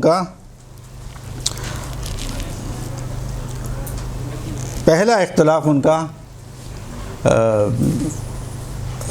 یعنی ایک طعنے کی صورت میں ہوا کہ جناب زینب بنت جہش، اب یہ غلام تھے، چونکہ مالی لحاظ سے ان کی حالت اچھی نہیں تھی. جب شادی ہوئی، شادی ہونے کے بعد بالآخر ان کا قبیلہ بھی معروف تھا، بنی ہاشم قبیلے سے تعلق تھا، گھرانہ بھی بڑا معروف تھا، مال کے حساب سے، دولت کے حساب سے، عزت و احترام کے حساب سے جناب زینب بنت جہش معروف تھیں، ان کا قبیلہ معروف تھا. اچھا ساتھ میں اب یہ بھی یاد رکھیں کہ جناب زینب بنت جہش کا اگر زندگی کا مطالعہ کریں تو تمام تواریخ نے، تمام روایات ان کو کہتی ہیں یہ بہت ہی مومنہ، بہت متدین، بہت پرہیزگار اور متقی خاتون تھیں، بہت متقی خاتون تھیں، بہت پرہیزگار خاتون تھیں. لیکن دینی علم کا تعلق، پرہیزگاری کا تعلق، تقوی کا تعلق، یا حجاب لے لیا بعض خواتین، بعض مسائل اس کے بھی بڑے مسائل ہیں معاشرے میں کہ ہم نے تو محجبہ دیکھ کے جو ہے وہ شادی کی تھی، بعد میں تو خیر تو اب وہ یہ دیکھیں، یہ اصل کردار یہ نہیں ہے. اصل کردار انسان کا اندر کا کردار ہے. وہ تو واجب ہے، حجاب تو کرنا ہی ہے آپ کو، تو واجب ہے. دیکھیں 2 مرحلے ہوتے ہیں. ایک مرتبہ انسان اپنے واجب کو انجام دے رہا ہے، اور ایک مرتبہ انسان واجب کو انجام دینے کے ساتھ اس کو قبولیت کی منزل تک بھی پہنچا رہا ہے. نماز میں نے ادا کی، اب نماز کس درجے پہ جا کے قبول ہوتی ہے مجھے نہیں معلوم. کوشش انسان کی یہ ہونا چاہیے کہ وہ اپنے واجبات کو انجام دینے کے ساتھ ساتھ کوشش کرے کہ اس کے یہ اعمال قبولیت کے مرحلے تک پہنچ جائے. حالانکہ قبولیت کے مراحل سے بھی اوپر منزلیں ہیں کہ اگر انسان نماز پڑھتا ہے، روزہ رکھتا ہے، حج کرتا ہے، تو اس کی منزل قبولیت سے بھی اوپر ہونا چاہیے. کوشش انسان کی یہ ہونا چاہیے. لیکن قبولیت کی منزل پر پہنچے یا نہ پہنچے، جب میں نے ایک واجب کام کو انجام دیا میرے اوپر سے ذمہ داری ہٹ گئی. اب اس کے باقی جو مراحل ہیں، جو اس کے ثواب ہیں، جو اس کی جزا ہے، وہ مجھ تک نہیں پہنچے گی. انسان کو قبولیت کے مراحل کو مد نظر رکھنا چاہیے. واجب کو انجام دینا کفایت نہیں کرتا، آپ کی ذمہ داری ہٹ جائے گی. مثلا نماز واجب ہے، میں نے نماز ادا کر دی. اب قیامت کے دن پروردگار کے نماز ادا کی، جی نماز ادا کر دی، بس ٹھیک ہے، نماز جیسا جو ہے عذاب ہٹا دو اس کے اوپر سے. اور نماز کا جو اجر ثواب ہے، دیکھیں یاد رکھیے گا، اجر اور ثواب ان دونوں میں بھی فرق ہے. اجر الگ چیز ہے، ثواب الگ چیز ہے. ثواب کا تعلق صرف اور صرف مومنین سے ہے. جو مومن ہوگا ثواب اس کو ملے گا. اجر کا تعلق ہم مومن سے ہے، ہم غیر مومن سے ہے، دونوں کو ملے گا. اجر مومن کو بھی مل سکتا ہے، اجر غیر مومن کو بھی مل سکتا ہے، لیکن ثواب فقط مومن کو ملے گا. ثواب کا تعلق کہاں ہے؟ آخرت سے ثواب کا تعلق. اجر کا تعلق دنیا سے بھی ہے، آخرت سے بھی ہے، دونوں سے تعلق ہے. اس کی مثال مثلا مدر ٹریسا یا مثلا، ٹھیک ہے، تو اب وہ مسیح تھیں وہ، اور بڑا اچھے کام انہوں نے انجام دیے، بڑے انسانیت کی خدمت کی.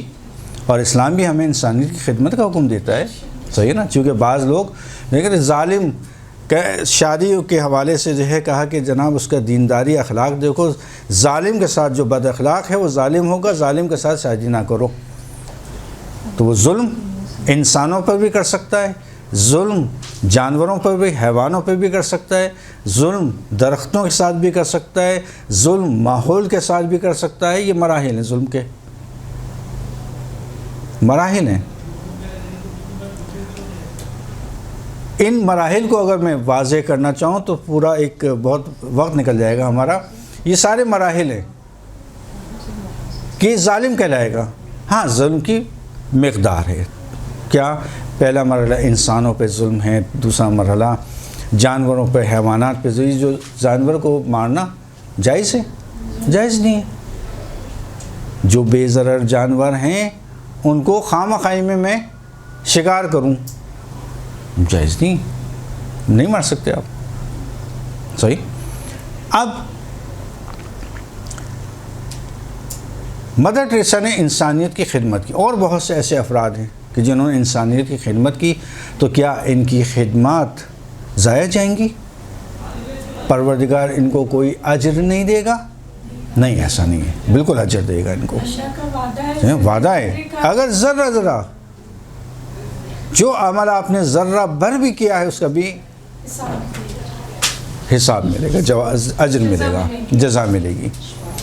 تو اجر کا وعدہ پروردگار کا، ان کو بھی اجر ملے گا، لیکن ثواب فقط اور فقط مومن کو ملے گا۔ اس کا تعلق کہاں سے؟ آخرت سے ہے۔ اجر دونوں جگہ مل سکتا ہے۔ اچھا، وہ جو کہنے ہیں ہم لوگ کہ مکافات عمل، اس کا تعلق بھی اجر سے، ایک لحاظ سے اس کا تعلق دنیا میں مل جانا ہے، کہ دنیا میں مل جانا ہے، چاہے وہ اچھی صورت میں ملے، نیک کام کیا ہے اس کا اجر چاہیے تو یہاں مل جائے گا، اور اگر برے کام کیے ہیں کسی کے لیے، سازش کی ہے، کنویں کھودے ہیں، تو وہ ضرب المثل اردو میں ہی مشہور ہے کہ جو دوسرے کے لیے کنواں کھودتا ہے سب سے پہلے نہ کھودیں کسی کے لیے کنویں۔ اچھی سوچ رکھیں، منفی سوچ کو اپنے ذہنوں سے نکال دیں، مثبت سوچ لائیے۔ مثبت، آپ کی مثبت سوچ سے آپ کے گھر میں اپنے اندر تبدیلی دیکھیں گی۔ بعض بچوں کو دیکھا ہوگا کہ وہ ہمیشہ جو ہے وہ نگیٹو ان کی تھنکنگ ہو جاتی ہے، نگیٹو سوچ کی طرف چلے جاتے ہیں، جو بھی بات کرو نگیٹو لے جاتے ہیں۔ وہ وجہ یہی بنتی ہے کہ ماں باپ جو ہیں وہ آپس میں ان کے اختلافات، ان کی لڑائی جھگڑے بچوں کے سامنے تو نہیں کرنا چاہیے، بچوں کے سامنے، اور وہ بچے بھی جو ہے وہ سوچ کے جو ہے ڈپریشن کا شکار ہو جاتے ہیں۔ ڈپریشن کے شکار ہونے کے بعد جو ہے ان کی سوچ بھی تبدیلی آ جاتی ہے، پھر وہ ان کی نگیٹو سوچ چل جاتی ہے، وہ ہمیشہ پازیٹیو بات کو بھی نگیٹو اس میں لے جا کے مسائل کھڑے کر دیتے ہیں۔ ہوتا ہے بعض بچوں کے اندر۔ اس کا راہ حل کیا ہے؟ اس کا راہ حل یہی ہے کہ اپنے تعلقات کو اچھے کریں، ماں باپ بہت اثر کرے گا بچوں کے اوپر، اچھے تعلقات کریں، پیار محبت سے، اسلام میں تاکید ہے اس چیز کی، پیار محبت سے رہیں، اور بچے کے سامنے اپنی پازیٹیو سوچ پیش کریں تاکہ بچے کی سوچ میں تبدیلی آئے، اس میں وہ فکر کی تبدیلی سے صحیح مراحل کی طرف طے کر لے گا اپنے مراحل کو۔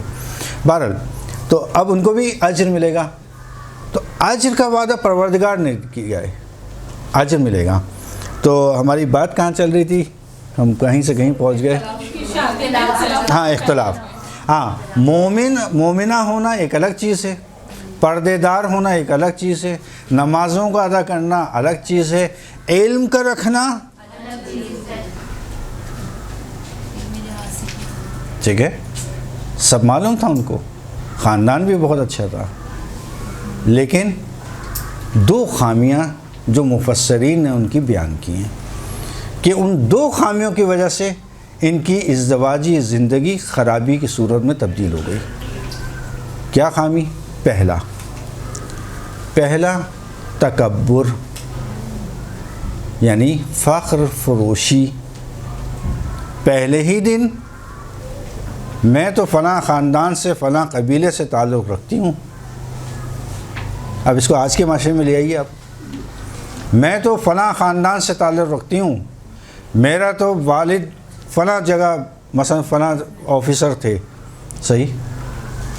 اب یہ جو فخر فروشی شروع ہوتی ہے تو پھر آپس میں کدورت دلوں میں پیدا شروع ہوتی ہے، پھر یہاں سے آہستہ آہستہ یہی چیزیں انسان کو انتہا تک پہنچا دیتی ہے، اور نوبت کہیں اور تک پہنچ جاتی ہے، جس کا نام بھی لینا میں پسند نہیں کرتا، چونکہ کراہت ہے بہت زیادہ۔ حتیٰ جس زمانے میں ہم تفسیر، ایک استاد محترم تھے ہمارے، تفسیر پڑھا رہے تھے، اور ہم تفسیر پڑھتے پہنچے سورہ طلاق کے اوپر، سورہ طلاق قرآن کی، حالانکہ قرآن سورہ ہے نا، تو انہوں نے کہا کہ بھئی سورہ طلاق کو جیسا کرتے ہیں بس جلدی سے نا ترجمہ کر کے اور تھوڑا سا بیان کر، جہاں جہاں مشکل ہے وہ بیان کر کے میں آگے بڑھتا ہوں۔ کیوں بھئی استاد؟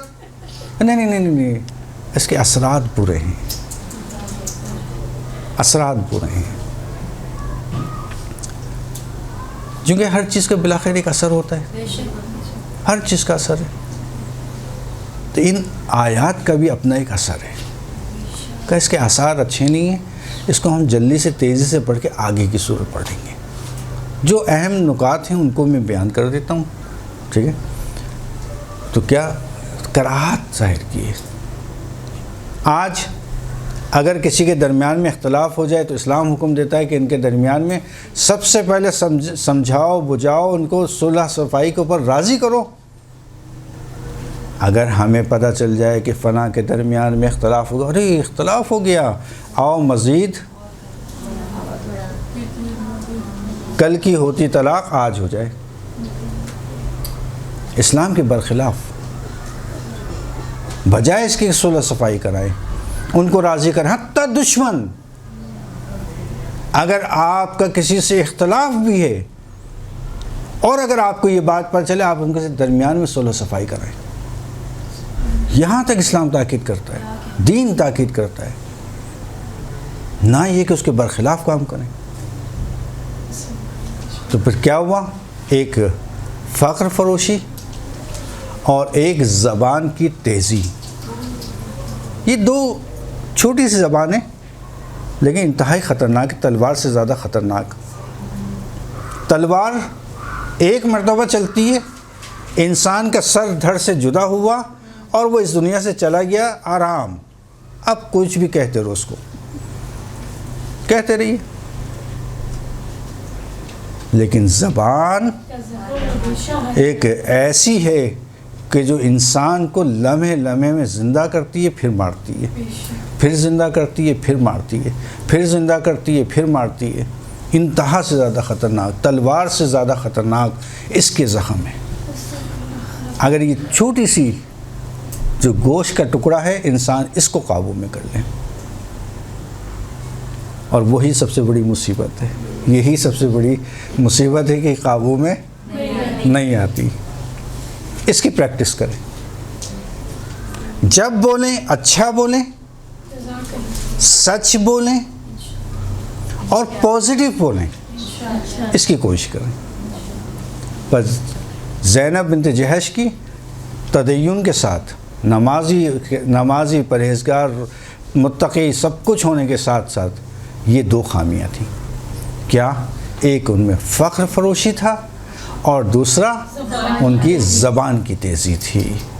اور ان دو چیزوں نے جناب زید جو کہ رسالت مآب کے ہاتھوں کی تربیت یافتہ تھے، ان کو جناب زینب بنت جہش سے جدا کر دیا. اچھا، ضروری نہیں ہے کہ یہ فخر فروشی اور زبان کی تیزی صرف خواتین میں ہوں، مرد بھی ایسے ہی ہوتے ہیں. ایسا نہیں ہے، دونوں صفتیں ایک سی ہیں. اچھے بھی ہوتے ہیں، برے بھی ہوتے ہیں.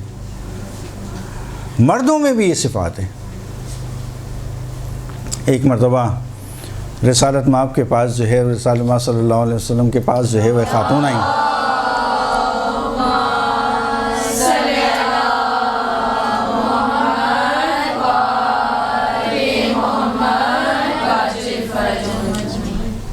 یا رسول اللہ،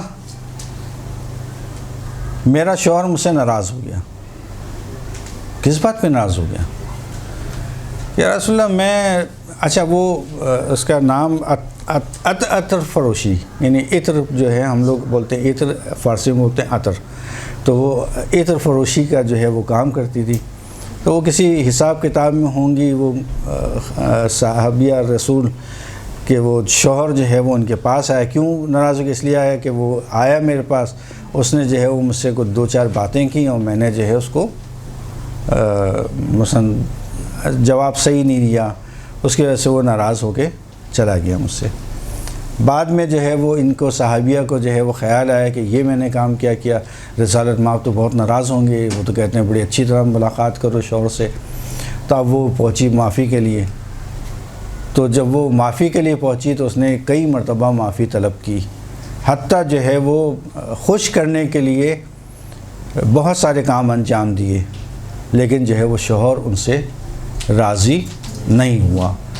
جب وہ راضی نہیں ہوا تو یہ پریشان ہوئیں اور پریشان ہونے کے بعد جو ہے وہ ہوتا ہے نا کہ جب آدمی پریشان ہوتا ہے تو 10 لوگوں سے اپنی دل کی بات کرتا ہے کہ بھئی یہ بڑی پریشانی ہے، کوئی اس کا راہ حل سمجھ میں نہیں آ رہا میرے. ہاں جیسے ہمارے بھی آج کل اگر کسی لڑکی کی شادی نہیں ہو رہی ہوتی تو وہ جاتے ہیں کہ بھئی کوئی تعویذ دے دیں، کوئی جو ہے وہ جادو بتا دیں، کوئی مثلا اس طرح کی چیزیں کرتے ہیں. یا مثلا جو ہے وہ ساس اگر خدا نہ خواستہ کہ مسائل ہے یا بہو کے مسائل ہوئے، اس طرح کے کام ہمارے یہاں معاشرے میں بھی بہت زیادہ پائے جاتے ہیں جس کی اسلام نے ممانعت کی ہے، منع کیا ہے. کہا یا رسول اللہ، اچھا وہ ذکر کرنے لگی. کسی نے کہا کہ ہاں میں جو ہوں وہ ایک صاحب کو جانتی ہوں، وہ علم رمل کے ذریعے سے تمہاری مشکل کا حل کر دیں گے اور جو ہے وہ تمہیں ایک ذکر بھی دے دیں گے. اس ذکر پڑھتے پڑھتے جو ہے تمہارا شوہر جو ہے کیا صحیح، اور کیا چاہیے؟ ساری کائنات تو یہی ہے. یہ پہنچ گئی ان کے پاس، انہوں نے جو ہے وہ ذکر بھی دے دیا اور علم رمل کا بھی کر دیا. عمل سب کچھ کرنے کے بعد جو ہے یہ اب وہ عمل کرتے کرتے ان کو خیال آیا کہ میں رسالت مآب سے کیوں نہ سوال کر لوں. عمل کرتے کرتے ان کو یہ خیال آیا رسالت مآب سے کیوں نہ پوچھ لوں. اب یہ آئیں کس کے پاس؟ رسول کے پاس. یا رسول اللہ میرا شوہر ناراض ہے. کیوں ناراض ہوا؟ تفصیل بتا دی، یہ ایسا ایسا ہوا. شوہر کے پاس گئے، نہیں مانا. پھر ایک خاتون نے کہا کہ فلاں جگہ چلے جاؤ، وہ علم رمل اس کے ذریعے. جیسی رسالت مآب نے سنا ان کا رسالت مآب کا ایک رنگ آیا اور ایک رنگ گیا. کہ یہ کیا کام کیا تم نے، یہ کیا کام کیا تم نے؟ بجائے اس کے کہ تم نمازیں پڑھتی، روزے رکھتی، دعائیں مانگتی، توسل کرتی پروردگار سے، تم نے اس کے اوپر یقین کیا. ان چیزوں پہ یقین کرنا جائز نہیں ہے. اس پر یقین کر لیا. یا رسول اللہ غلطی ہو گئی. واپس آ گئی. واپس آ کے اس نے سب کچھ چھوڑ دیا. اور سب کچھ چھوڑنے کے بعد نمازیں روزے دعا، اثر کچھ بھی نہیں ہوا. شوہر ناراض کا ناراض. اب یہ پہنچی دوبارہ رسول کے پاس. یا رسول اللہ میں نے تو عمل بھی نہیں کیا، اذکار بھی ذکر نہیں کیے جو میں کر رہی تھی، نہ علم رمل والے کے پاس گئی. آپ نے کہا نماز روزوں کے ذریعے سے توسل کرو. میں نے توسل بھی کیا، پھر بھی راضی نہیں ہوا، اب کوئی اثر ہی نہیں ہو رہا. تو رسول اللہ نے کیا کہا؟ رسول اللہ نے کہا تمہارا نہ کوئی روزہ قبول، تمہارا کوئی نہ نماز قبول. کیوں تم نے اعتبار کیا، یقین کیا اس وقت؟ پروردگار ایسے لوگوں کو ان کے حال پر چھوڑ دیتا ہے کہ جاؤ پھر اسی سے مدد لو، بجائے اس کے کہ پروردگار کا در کھٹکھٹائے، اللہ سے دعا مانگے، ائمہ اور رسول کو توسل کرے. غیر اللہ پر یقین کر لیا. وہ دعائیں جو اذکار، جو دعائیں ائمہ اور اللہ کے رسول نے بیان فرمائی ہیں، ان کو ترک کر دیا. کہا تم نے یقین کیا، اس وجہ سے کوئی قبول نہیں ہے تمہاری. سب سے پہلے استغفار کرو، توبہ کرو سب سے پہلے کہ مجھ سے یہ غلطی ہو گئی. اس کے بعد جا کے یہ مسئلہ صحیح ہوا. بس یہ عمل کرنا اس طرح سے یہ صحیح نہیں ہے. بہرحال خلاصہ یہ کہ دو چیزیں ان کے پاس مشکل تھیں، ایک فخر فروشی اور ایک زبان کی تیزی. صحیح. اب فخر فروشی میں آج کل اگر کسی کے پاس رشتہ جاتا ہے، کسی لڑکی کے لیے یا کسی لڑکے کا رشتہ جاتا ہے، دونوں طرف سے یہی صورتحال ہے. یہی صورتحال ہے کہ وہ حسب و نسب اور ہمارا خاندان یہ اور ہم لوگ یہ خاندانی لوگ ہیں اور ہمارا تو تعلق فلاں جگہ سے ہے. یہ سب اسلام میں معنی نہیں رکھتی چیزیں، کچھ معنی نہیں رکھتی. دیکھیں شادیوں میں تاخیر کی ایک وجہ وہ بتائی تھی، دوسری وجہ یہ ہے حسب و نسب، اپنے قبیلہ، اپنا خاندان، اپنا مثلا فخر فروشی کہ میرے والد یہ تھے، میرے دادا یہ تھے، دادا قبر میں ہیں، گئے وہ اس دنیا سے، کس چیز کا فخر؟ کس چیز کا فخر؟ تکبر کس چیز کا ہے؟ 7 آئمہ کی زوجات کہ جن کا انتہائی معمولی خاندان کی لڑکی سے شادی ہوئی، 7 ہیں، 7 آئمہ، 12 میں سے 7 آئمہ ایسے ہیں کہ جن کی ازدواج، جن کی شادی معمولی گھرانے کی معمولی خاتون سے شادیاں ہوئیں۔ کون کون سے ہیں جاننا چاہیں گی آپ؟ جی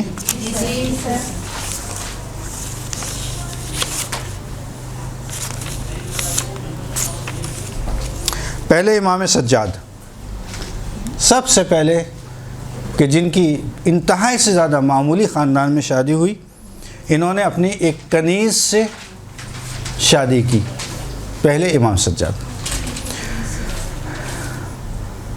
دوسرے امام کاظم جناب حمیدہ خاتون،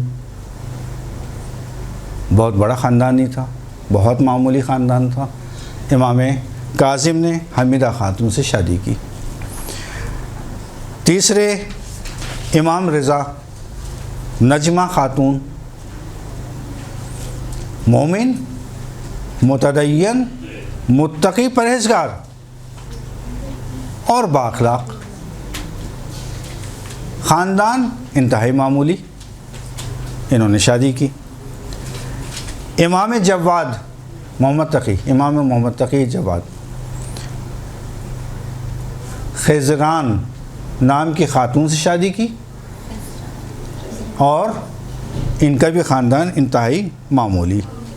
جناب ہادی، حضرت ہادی یعنی امام محمد نقی علیہ السلام، علی نقی علیہ السلام، صحیح، امام ہادی کی شادی ہوئی ایک معمولی خاتون سے جن کا نام سمانہ خاتون تھا۔ سمانہ، اچھا یہ سمانہ خاتون خود مکہ مدینہ یا عراق یا اس کی نہیں تھیں، یہ تھی مراکش سائٹ کی، مراکش کی خاتون تھیں، ان کا خاندان مراکش کا تھا۔ بس اس کا مطلب یہ قبیلہ، نژاد، ملک شادی میں معیار نہیں ہے، معیار نہیں ہے۔ اور وہ معیار کیا ہے وہ آئندہ گفتگو میں آئے گی۔ امام عسکری علیہ السلام، امام حسن عسکری علیہ السلام، اللہم صلی علی محمد و علی محمد،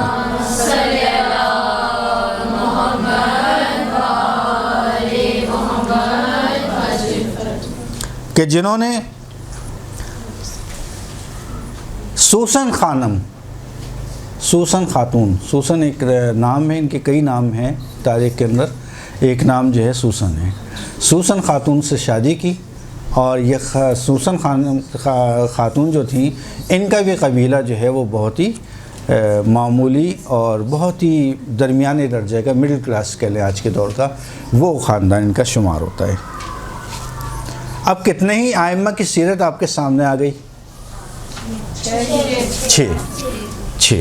6 آئمہ کی سیرت آپ کے سامنے۔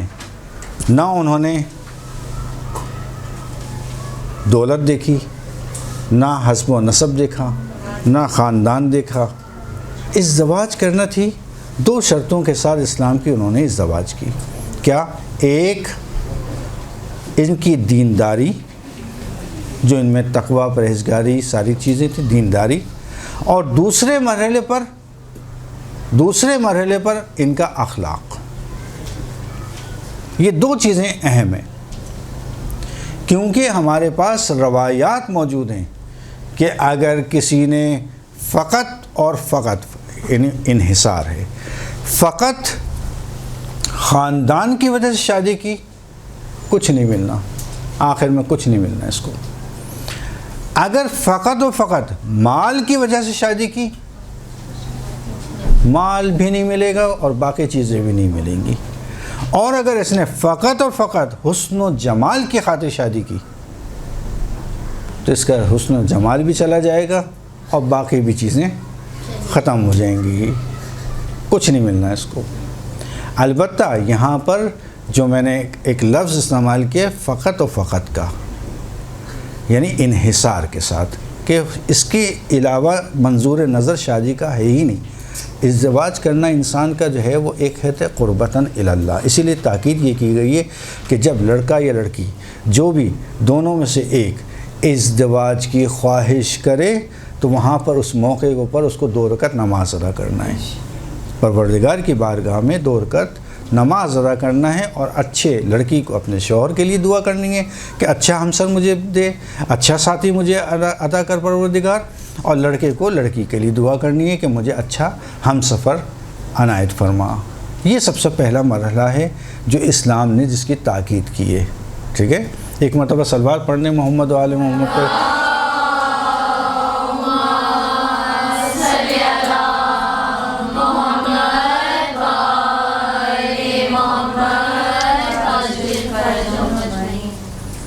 بہرحال تو یہ 2 چیزوں نے ان کی زندگی کو عذاب بنا دیا۔ کس کی؟ زید بن حارثہ اور جناب زینب بنت جہش، ان کی زندگی کو عذاب بنا دیا۔ ایک زبان کی تیزی اور ایک فخر فروشی، یہاں سے جو ان کی اختلافات شروع ہوئے۔ اگر اختلاف کو انسان پہلے مرحلے میں حل و فصل نہ کر لے تو پھر یہ اختلاف گہرے ہو جاتے ہیں۔ پہلے مرحلے میں جہاں اختلاف ہو، دیکھیں اب میں ایک کمزوری آپ کو مردوں کی بھی ہے خواتین میں بھی ہے، اور وہ یہ ہے کہ جیسے ہی کوئی غلطی شوہر کی دیکھی تو اسی وقت اس کو ٹوکنا شروع کر دیا، یہ غلطی ہے، یہ غلطی ہے آپ کی، یہ غلطی ہے، صحیح ہے۔ ٹھہر جائیں، انتظار کریں اچھے وقت کا، رکھیں ذہن میں بات کہ سمجھانا ہے، یہ بات نوٹ کر لی نا آپ نے، ہم منع نہیں کر رہا کہ نوٹ نہ کریں، نوٹ کر لی نا، اپنے پاس رکھیں نوٹ کر کے کہ اچھے موقع پر اس کو اس بات کی طرف متوجہ کرنا ہے، سمجھانا ہے۔ ابھی شوہر بیچارہ، اب وہ کراچی میں سفر کیا میں نے ابھی آ کے، تو واقعاً تعجب ہوتا ہے کہ لوگ کس طرح سے جو ہے اپنے آفس جاتے ہیں اور کس طرح سے وہ واپس آتے ہیں۔ ٹریفک کا رش اس قدر، اس ٹریفک کے رش کے اندر جو ہے وہ چلیں، یعنی مثلاً بعض افراد کے پاس تو گاڑی ہے، اے سی کی بھی لگا ہوا ہے، وہ پھر بھی آسان ہے، لیکن بعض ہر کے پاس تو نہیں ہے، وہ کسی کے پاس ہے کسی کے پاس نہیں ہے، بغیر اے سی کی گاڑی پہ جاتے ہیں، کوئی اسکوٹروں پہ جا رہا ہے، کوئی بسوں میں جا رہا ہے، اور پھر سڑکوں کا حال دیکھیں تو الا ماشاء اللہ ہیں سڑکیں کہ وہ آدھی کمر بیچارے کی جو ہے وہ آتے جاتے ہی اس کی ختم ہو جاتی ہے۔ پھر اس کے بعد آفس کی جو اس کی مسائل و مشکلات ہیں، کبھی باس ڈانٹ رہا ہے، کبھی کوئی کام رہ گیا ہے نا، اب اس کے بعد جو ہے وہ پریشان ہو کے شام میں جو ہے وہ اب وہ گھر کے لیے آیا کہ چلو سکون، اب میں گھر جا کے تھوڑا سا ریسٹ کروں گا۔ ادھر دروازہ کھولا، ادھر اس کا آرام ختم۔ کیا بیگم کو بات یاد آ گئی جو ٹوکنا تھا؟ نہیں، ٹوکنے والی بات کے علاوہ جو اس نے لسٹ دی تھی کہ واپسی پہ وہ نہیں لایا، ارے بھائی نہیں لایا تو تھوڑا صبر کرو، اس کو پہلے ٹھنڈا پانی پلاؤ، تھوڑا ایک چائے کا کپ دے دو، تو پیار سے کہہ دو کہ وہ جو لسٹ دی تھی وہ لے کر آئے، کب لائیں گے، اب تھکے ہوئے، اچھا بعد میں چلے جائیے گا۔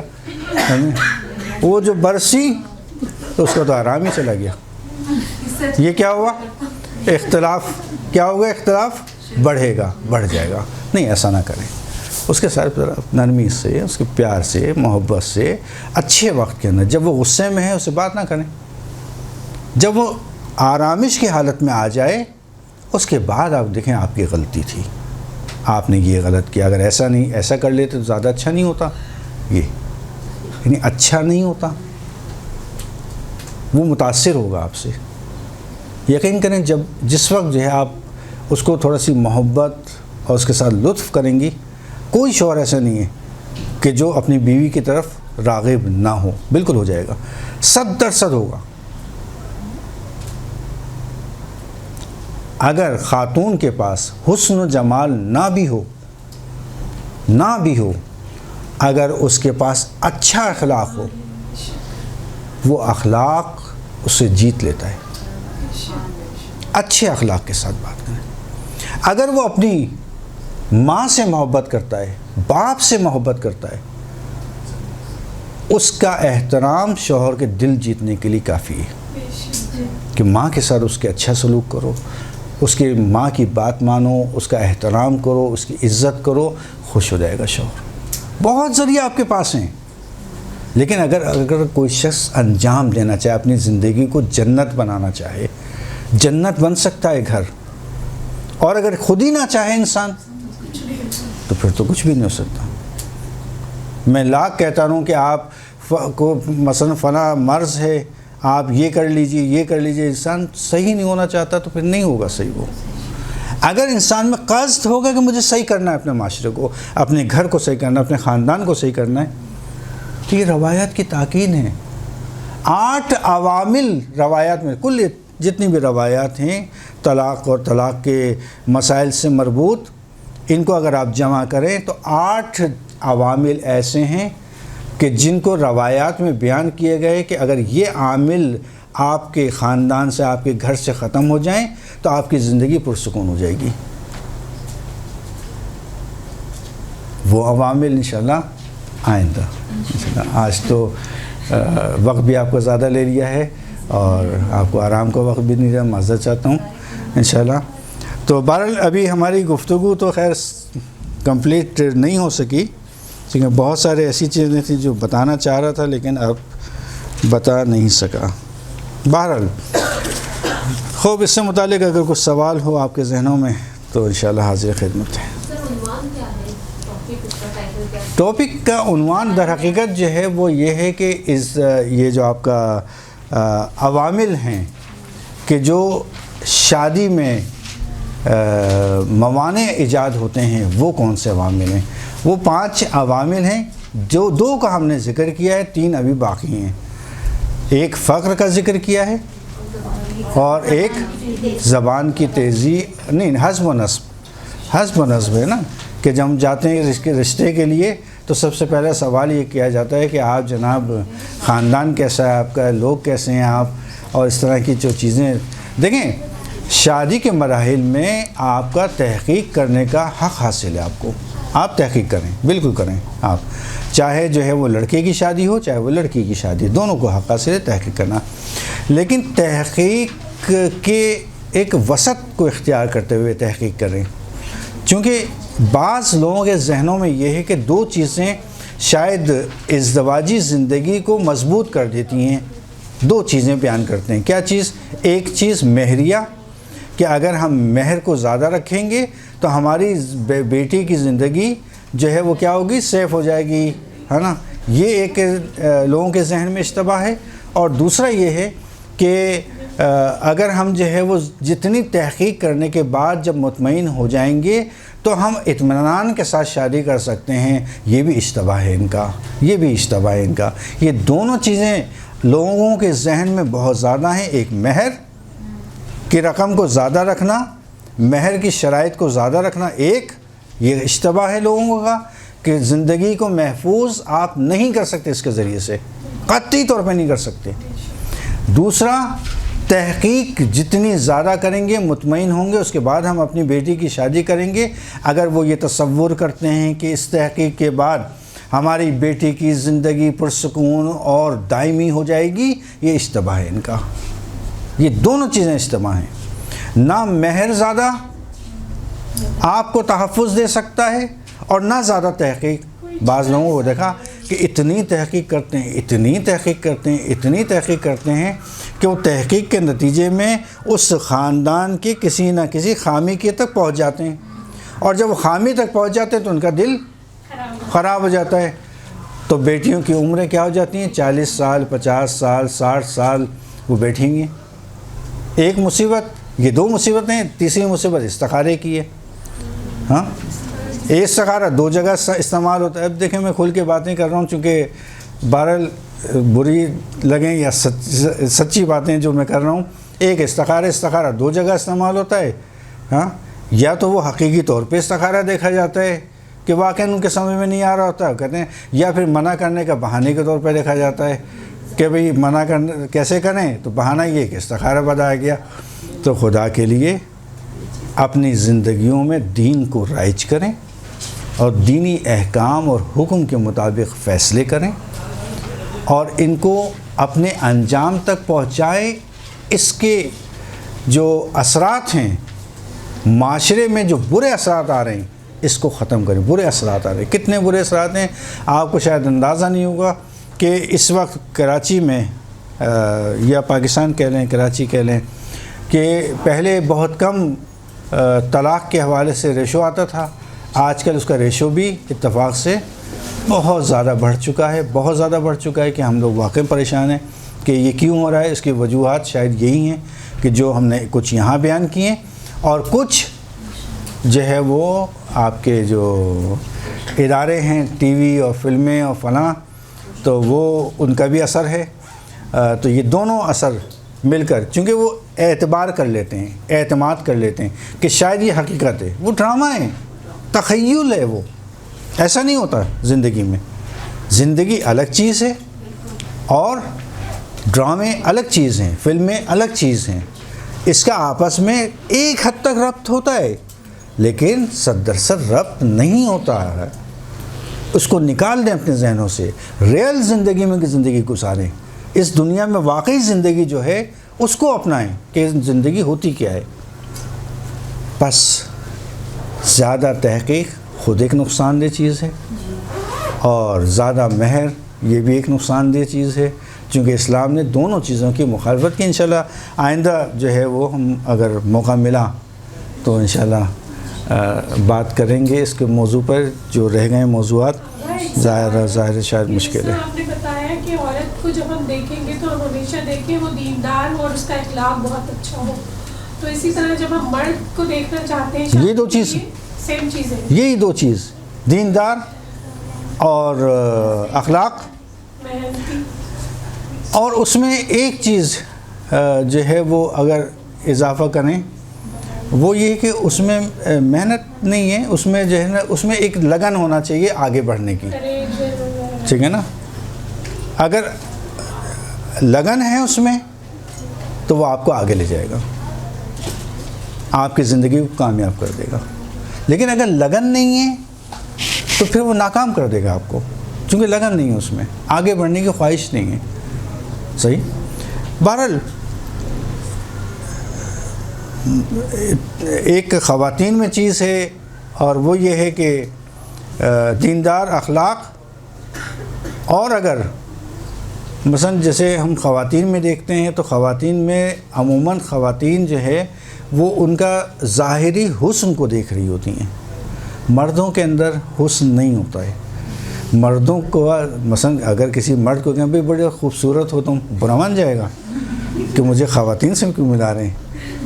مردوں کے لیے خوبصورتی نہیں ہے، مردوں کے اندر اس کا جمال ہے، کہ اگر مرد میں ہے تو کہیں آپ میں جمال بہت ہے، آپ جمال ہیں، تو وہ کیا کرے گا، خوش ہوگا کہ مجھے اپنی اچھی صفت جو مردوں سے منسوب صفت ہے اس سے نسبت دی گئی ہے۔ خوبصورتی خواتین کا کام ہے، حسن خواتین کا کام، مردوں میں نہ حسن ہوتا ہے نہ خوبصورتی ہوتی ہے۔ اس کا دیکھا جائے ظاہری جمال کیسا ہے۔ اگر ظاہری جمال مردانہ ہے، اچھا جیسے میں مثال دوں کہ حضرت علی کے لیے جو ہے وہ بعض کتابوں میں جو ترجمہ ہوئی، بہرحال جس نے بھی لکھا چھوڑ دیں اس کا، کہ انہوں نے کہا کہ جناب حضرت علی کا جو ہے وہ مثلا پیٹ جو ہے وہ نکلا ہوا تھا، صحیح ہے، حالانکہ ترجمہ غلط کیا ہے اس روایت کے اندر۔ جو لفظ عربی استعمال کیا ہے اس کے حقیقی معنوں میں جا کے دیکھیں کہ جن کا سینہ چوڑا ہوتا ہے تو ان کا سینہ پیٹ کی طرح سے یوں پتلا چلا آ رہا ہوتا ہے، پیٹ نہیں نکلا ہوا کہہ رہے اس روایت کے اندر، وہ کہہ رہے سینے جیسا پیٹ، یعنی سینے کے ساتھ وجیح جو شخص ہوتا ہے، وجاہت مرد کا ہے اصل، تو وجاہت تھی امام علی میں، سینہ ان کا چوڑا تھا، اور چوڑے سینہ کے ساتھ جو ہے ان کا پورا جسم بالکل ایک سا تھا، تو لوگوں نے اس کو پیٹ کے اس حصے کو جو سینے کے ساتھ چلا آتا ہے، روایت یہ کہہ رہی ہے، اس کا غلط ترجمہ کر دیا کہ پیٹ ان کا نکلا ہوا، نہیں نکلا نہیں، پھیلا ہوا تھا، یعنی سینے کے ساتھ چپکا ہوا تھا. یہ وجاہت تھی حضرت علی کی کہ جس کا ترجمہ غلط کر کے امام علی کی شخصیت کو گھٹانے کی کوشش کی گئی ہے. یہ ظلم کیا ہے ترجمہ کرنے والے نے. خیر بہرحال سے